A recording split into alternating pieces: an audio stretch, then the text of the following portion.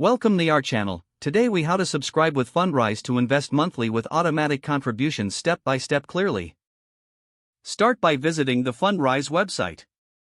Create an account by clicking on the Sign Up button. Fill in the required personal information, including your name, email address, and password. Verify your email address by checking your inbox for a confirmation email from Fundrise. Log in to your newly created account. On the home page, navigate to the Invest section. Select the investment plan that suits your preferences. Review the details of each plan, paying close attention to the minimum investment amounts. Decide how much you want to invest monthly. Locate the option for automatic contributions. Click on the Automatic Contributions setting. Enter the amount you wish to contribute each month. Choose your preferred funding method, such as bank transfer or credit card. Provide any necessary payment information for your chosen method.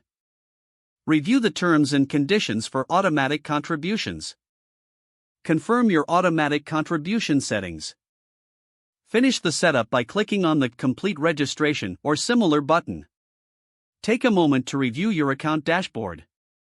Check for any notifications regarding your investment plan. You are now set up to invest monthly with automatic contributions through Fundrise. If the page does not load, refresh the browser or try again in a private or incognito window. Make sure you are using the correct email address, then retype it carefully to avoid small typos. If your password is not accepted, use the reset option and create a new strong password you can remember. Check your spam folder for verification or security emails, then complete any requested confirmation steps. Enable two-factor authentication if available to improve account security and reduce unauthorized access risk.